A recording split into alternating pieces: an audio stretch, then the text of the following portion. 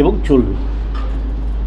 দলের সকলেই তাদের মতামত রেখেছেন এবং মূল কথাটা হচ্ছে যে সবাই এক সুরেই কথা বলেছেন এবং এক সুরেই চলবে এবং একভাবেই চলবে, ঐক্যবদ্ধ হয়ে দল চলবে।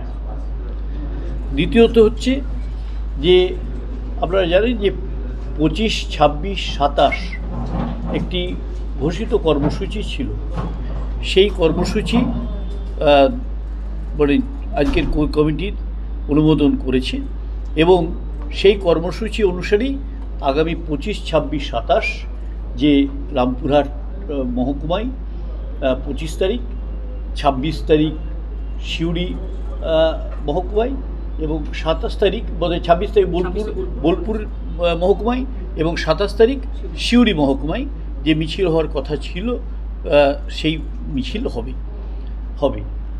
আর তৃতীয়ত হচ্ছে আরও একটি আবেদন আমাদের সমস্ত নেতৃত্বের কাছে করা হচ্ছে যে এই সোশ্যাল মিডিয়ায় বিভিন্ন রকম বিভাজন সৃষ্টি করে যে বক্তব্যগুলো রাখা হচ্ছে, কেউ কেউ রাখছেন অতি উৎসাহিত হয়ে, কেউ কেউ রাখছেন, সেগুলোকে পরিপূর্ণভাবে দমন করা হবে।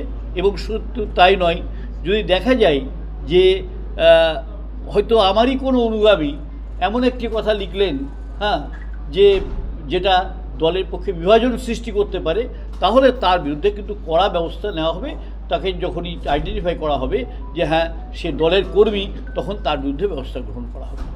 এবং মাসে 2 বার করে আপনার কোর কমিটি বৈঠক হবে। আগে তো 1 মাস পর কোর কমিটি হওয়ার কথা ছিল না, এটা মমতা বন্দ্যোপাধ্যায়ের নির্দেশ যে মাসে 2 বার করে কোর কমিটি বসবে। সেই মতন করেই আমাদের প্রথম নেক্সট যে মিটিংটা সেটা 14 তারিখ হবে, 14 তারিখ, এবং আজকেই ডেট ঠিক হয়ে গেছে 14 তারিখ, 14ই জুন নেক্সট মিটিংটা হবে এবং সেটা সিউড়িতে হবে। আর 28শে জুন আবার বোলপুরে হবে। এদিনের মিটিংয়ে দুজন গুরুত্বপূর্ণ ব্যক্তি, মন্ত্রী চন্দন সেন এবং শতাব্দী। আচ্ছা, আমি বলে দিই যে আমি কিন্তু সবাইকে মানে কোর কমিটি বৈঠকে আসার জন্য আমন্ত্রণ জানিয়েছি। তাতে শতাব্দী রায় দিল্লিতে আছেন, যার জন্য তিনি আসতে পারলেন না, তিনি পরের সভা থেকে থাকবেন। আর আরেকজন চন্দ্রনাথ সিনহা, তিনি আগেই বলেছিলেন যে তার একটা পূর্ব নির্ধারিত খুব জরুরি বৈঠক আছে, সেই জন্যই আসতে পারেননি। আপনারা দেখেছেন যে সবাই এসছেন। আপনাদের যে সংশয়গুলো প্রেসেস ছিল এবং বিভিন্ন জিজ্ঞাসার চিহ্ন দিয়ে বিভিন্ন পেপারে বেরিয়েছেন, সেই জিজ্ঞাসার চিহ্ন যে অমূলক ছিল সেটা আজকে সভা নিশ্চয়ই প্রমাণ করেছে এবং আপনারা নিজের স্বচক্ষে দেখেছেন।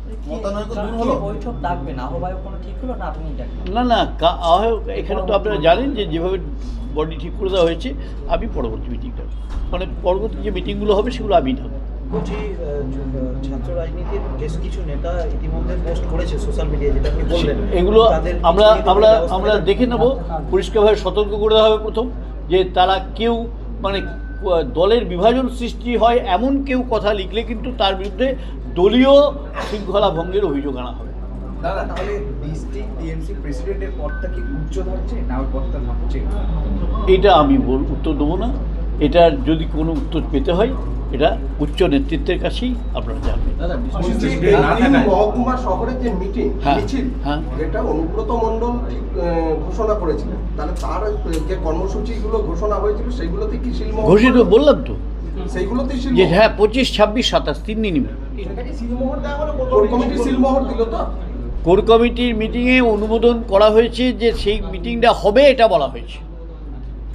মিছিলগুলো বলছি দাদা, কোর কমিটি নিয়ে যে বৈঠক না হওয়া নিয়ে যে বিভাজন তৈরি হয়েছিল, আজকে কি সেই বিভাজন কাটলো? আপনারা দেখলেন তো,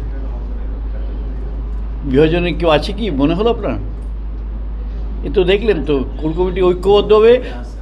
নেত্রী একজন মমতা বন্দ্যোপাধ্যায়, নেতা একজন অভিষেক বন্দ্যোপাধ্যায়, তাদের নির্দেশ মতোই বৈঠক হচ্ছে এবং হবে, এবং সমস্ত কর্মসূচি পালন করা হবে। এবং আপনারা নিশ্চিত থাকুন যে সমস্ত বিষয়গুলি এই জেলা কোর কমিটিতে আলোচনা করেই সিদ্ধান্ত নেয়।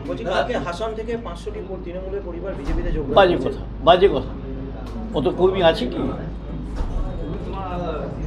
হাসান থেকে যে বলা হচ্ছে এটা প্রমাণ দিয়ে দিন না।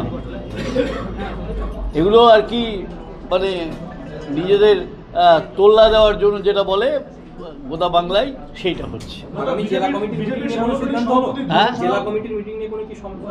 কিন্তু কোর কমিটি কবে বৈঠক হবে কিছু কি? কোর কমিটির তো বৈঠক, কোর কমিটি বৈঠকগুলো। দাদা, ধ্রুব সাহা বলছে যে কোর কমিটিতে আস্থা নেই বলেই তৃণমূল ছেড়ে সবাই বিজেপিতে জয়েন করছে।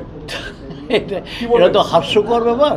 সুতরাং তার ফলেই মানে বৃক্ষ তোমার পরিচয় কিসে? ফলে। সুতরাং একটা সিট জিতে আগে দেখান, তারপর। আগামী দিনে কি এই কোর কমিটি বিধানসভা নির্বাচন পরিচালনা করবে? সেটা তো মমতা বন্দ্যোপাধ্যায় ঠিক করবে। ঠিক আছে।